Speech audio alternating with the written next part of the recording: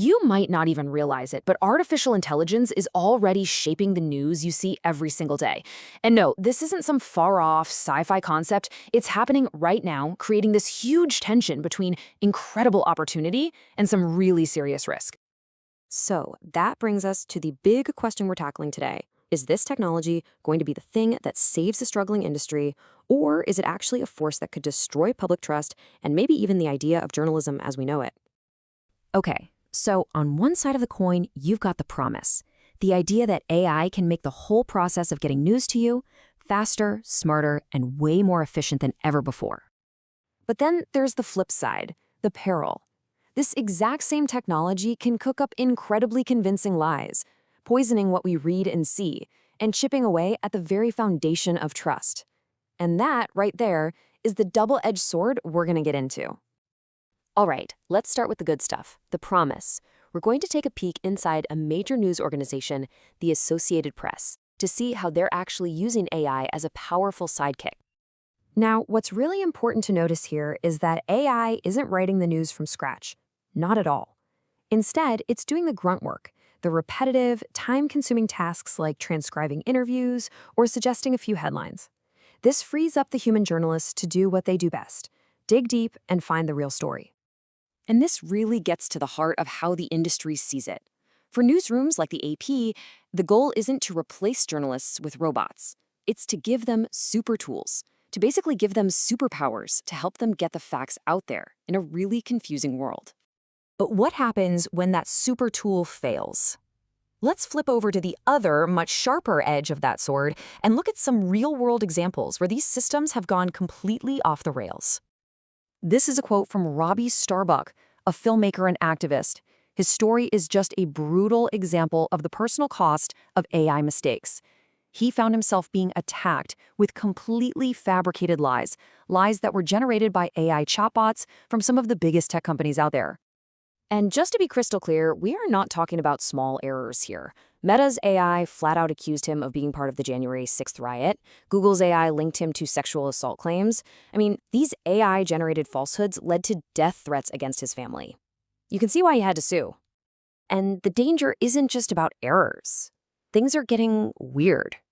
In a political race in Virginia, one candidate wanted a debate, but her opponent said no. So what did the campaign do? They just made an AI version of her and debated that instead. Yeah, you heard that right. They debated a deep-fake robot on a live stream. Welcome to politics, I guess. And don't think for a second this is just a weird American political thing. Over in Sweden, scammers created deep-fake videos of two very famous and trusted doctors. Why? To sell fake medical products. They basically stole these doctors' faces and reputations to trick sick people out of their money. So you've got this amazing potential on one side, and these frankly terrifying stories on the other. Where does that leave us, the public? Well, when you look at public trust, the picture gets pretty complicated. Just look at these numbers. It's like we want to have it both ways. We see the positives, right? We think AI will make news cheaper and faster. But in the very next breath, we're saying, but I'm also pretty sure it's going to be less trustworthy. It's a total contradiction. And here's where it gets really interesting. There's a massive generation gap opening up. While a lot of us might be skeptical, younger people are diving right in. A full 15% of people under 25 are already turning to AI chatbots for news. That's a trend that could completely change everything. And all of this is happening when we're already feeling pretty anxious. Globally, almost 60% of people are already worried they can't tell the difference between what's real and what's fake online. And AI, with its power to generate anything, well, it's like pouring gasoline on that fire. So it can feel a little bleak, right?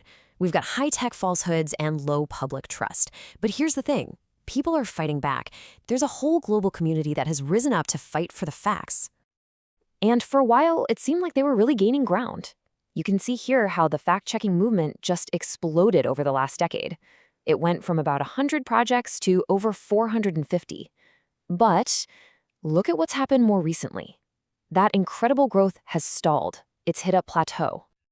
So what's going on? Well, the fact-checkers are getting squeezed from all sides. Big funders like Meta have pulled back. They're facing political attacks trying to undermine their work. And they're trying to keep up with the insane speed of AI misinformation, which is kind of like trying to empty the ocean with a bucket. Okay, so this is where you come in, because you are not helpless in all of this. Think of this as your own personal verification toolkit. There are 4 simple steps you can take. Using fact-checking sites, doing a reverse image search, these are the tools you can use to navigate this new world. So where do we go from here? I mean, this technology isn't going away. It's only going to get more integrated into our lives. And that leads to the biggest question of all: accountability. When the machine gets it wrong, who is responsible?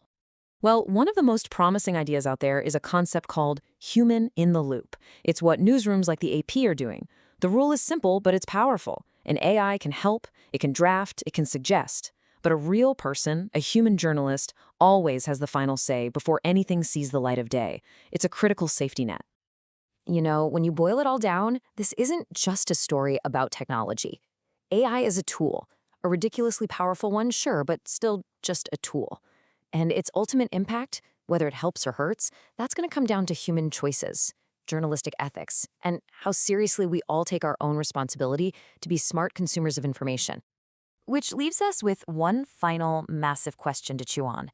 In a world where text, images, and videos can be created out of thin air in seconds, who is ultimately responsible for the truth? Is it the tech companies? Is it the news organizations? Or does that responsibility now fall more than ever before on each and every one of us?